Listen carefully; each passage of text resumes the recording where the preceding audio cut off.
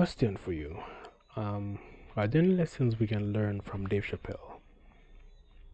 And when I say that, I mean in the sense of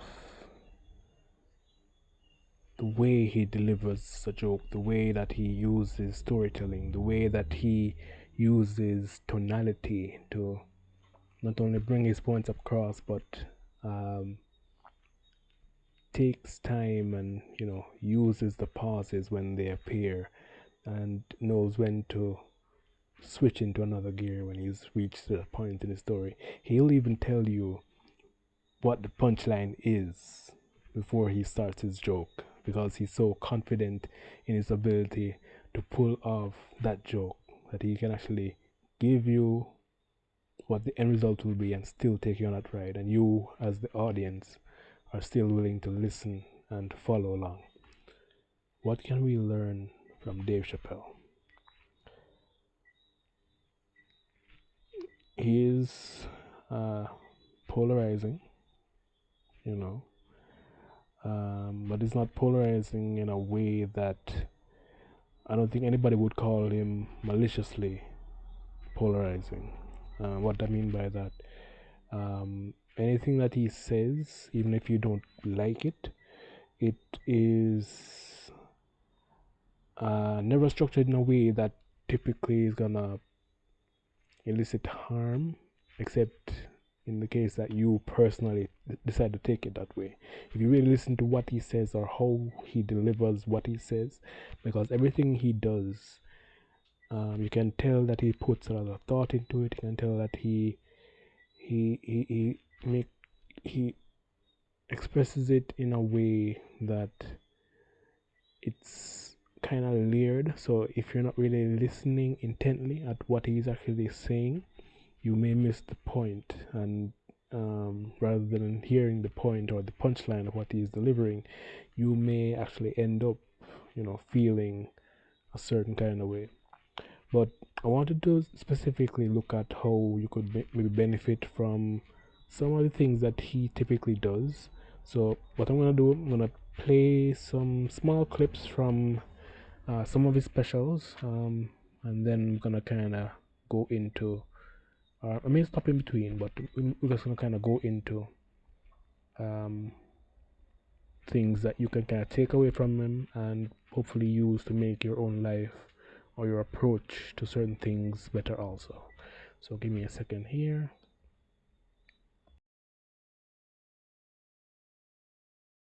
Hear all those letters together all the time, LBGT, LBGT, and you think it's just one big movement. It's not. All those letters are their own movement. They just travel in the same car together. My guess is the G's are driving that car. Of course, next to the G's in the passenger seat is the L's. Everybody likes the L's, except for the G's. I don't know what that's about. I just know the G's don't like them that much. The G's always say like little subliminal digs on them. It's unnecessary shit. It's not mean, but you know what I mean? They just be like, I wouldn't wear that. The only thing that breaks the tension between the L's and the G's are the B's in the back seat. If it's one thing that the L's and the G's agree on, is that the B's are fucking gross.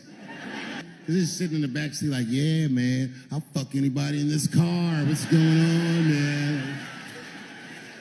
And sitting next to the B's, all the way in the back seat by themselves, looking out the window, that's the T's. Everybody in the car respects the T's, but everyone also resents the T's. Anything the T's say gets on everybody's nerves. And then the T's don't even say anything bad. They just be in the back talking to themselves. I'm hot. Shut up. Shut the fuck up, okay? Just roll the window down, you bitch. I don't know what you... What? Just said I was hot. Could you pull over at the next exit? I need to use the restroom. There is not a restroom for you for 4 states, nigga. Will you just shut the fuck up so we can get where we're going?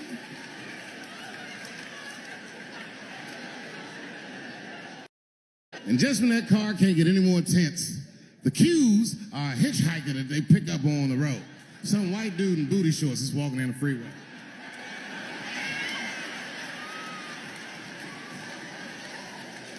Jesus see him. That guy might be one of us. Hey, are you okay? Need some help?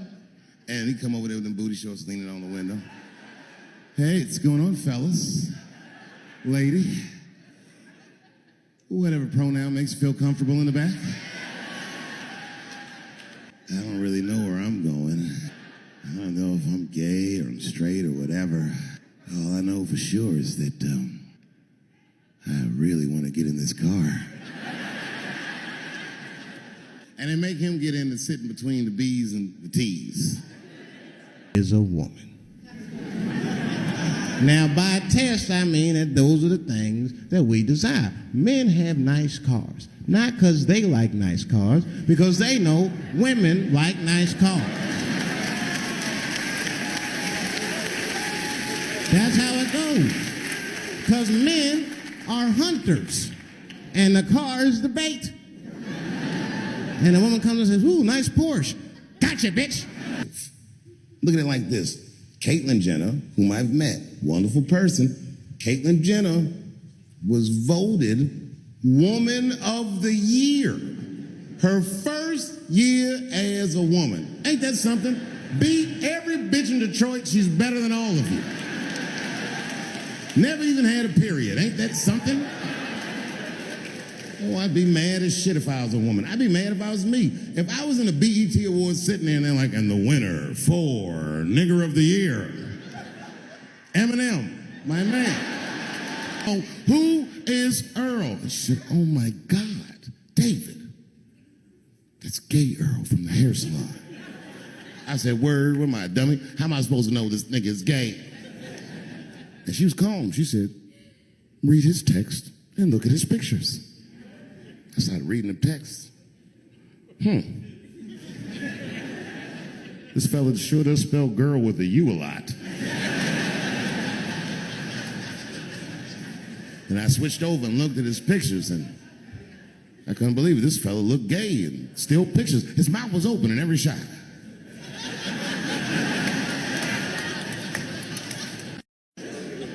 And I saw a text. And I say to the guy, I say, I would like to have, and before I even finish my sentence, he says, the chicken. I said, what the fuck? I could not believe it. Could not believe that shit.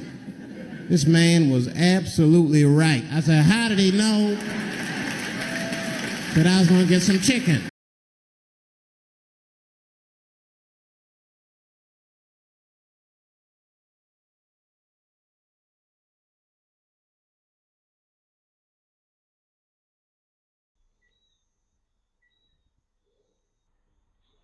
Yeah, so he is a master storyteller. He knows how to take you on a journey. It may be a controversial one, but as a part of the ride too, that it not necessarily that how should I put this in a way?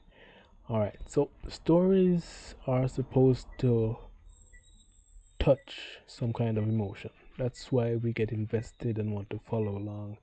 A part of the reason that we love movies or anime or books so much is because it takes us on a journey. So you in your job, you may be somebody that has to do like presentations if you're in corporate. You may have to interact with customers on a daily. How do you bring that storytelling element into your job, that that not only that you understand that storytelling is something that humans genuinely like. They like the anticipation of something, happening that takes them on a ride. But how do you use that? Well, if it's a case where you're doing like presentations in your job, or if you're at school and you're doing presentations, find a way to bring storytelling into your presentations. So on YouTube, there are many people who have kind of mastered the art of doing this. So what that typically means is, find a way to put a relatable story that has ebbs and flows into your presentation. And when I say put it in, I don't mean just tell the story dry. You have to, as a part of this, you have to be willing to use your tonality. You have to be able to not just tell the story as somebody that you know how when somebody does a presentation and they're just dry and they're not into it, they're not fully immersed themselves. So you can't get immersed because they're not fully bought in. It's a lot like how wrestling kind of works too, where the person who is portraying a character, they have to fully believe in that character that they're portraying. Otherwise, you as the person who is watching can't buy it. Or if it's a case where they're fighting somebody, the other person has to sell the move, like how you'd see somebody like how Dolph Ziggler, now Nick Nemeth would approach his fighting or his uh, action and reaction in the ring, telling a story in that setting.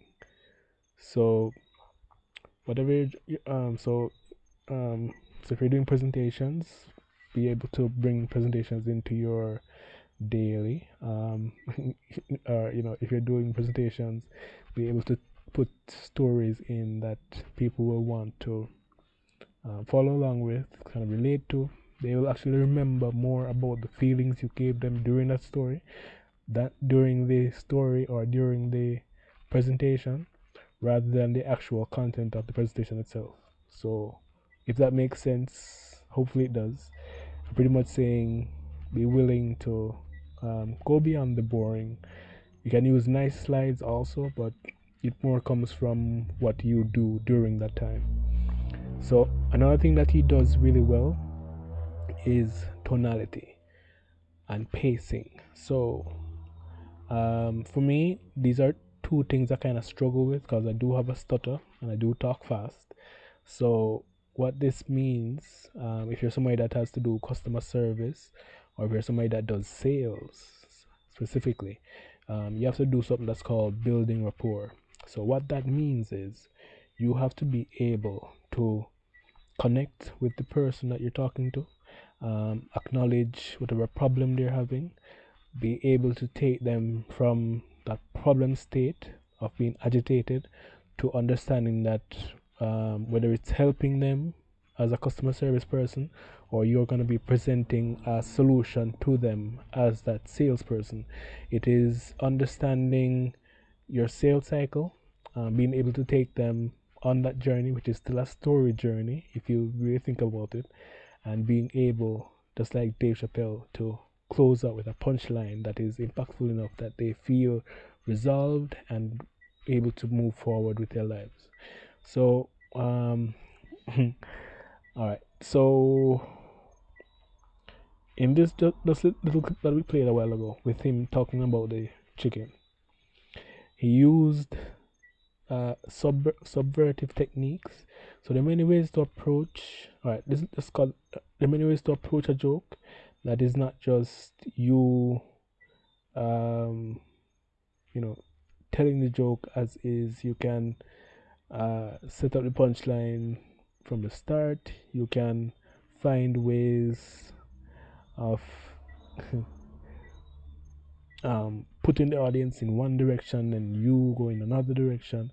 And another thing too, when you're doing your presentations or when you're doing your sales thing, you can actually bring elements of comedy into it also. So what this means is you don't necessarily have to be haha fully overly hilarious, but inject a level of relatability into whatever you're doing so that whoever you're trying to relate to, it would make them a bit um,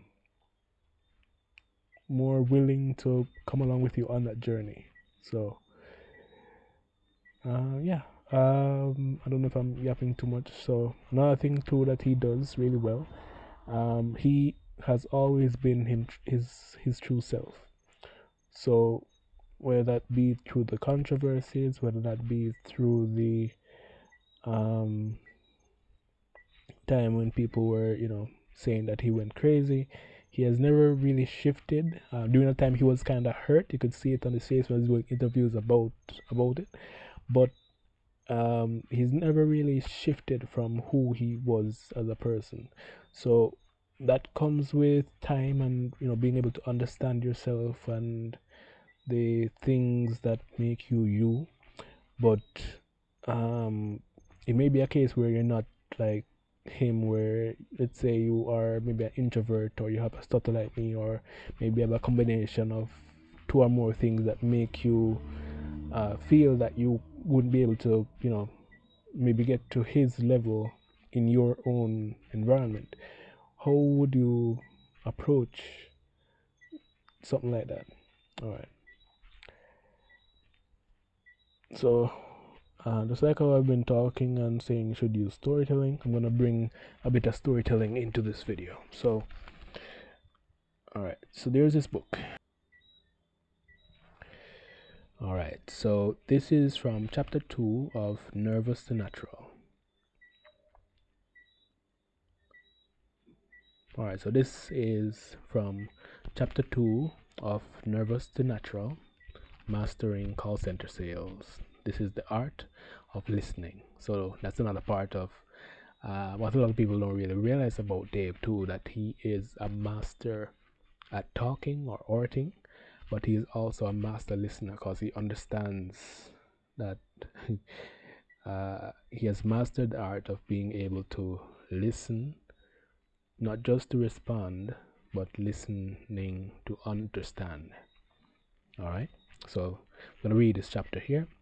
So the next morning, Alex arrived at the call center with a mix of excitement and nerves. The small victory from the previous day lingered in his mind, but he couldn't shake the feeling that it had been pure luck. He settled into his chair, glancing at Sam, who gave him a thumbs up from his desk. "Ready for round 2?" Sam asked, as he logged into his computer. Alex nodded, though his stomach churned. I think so. Yesterday was interesting. Sam chuckled. Every day here is. But let me tell you something important. Before your first call today, the best salespeople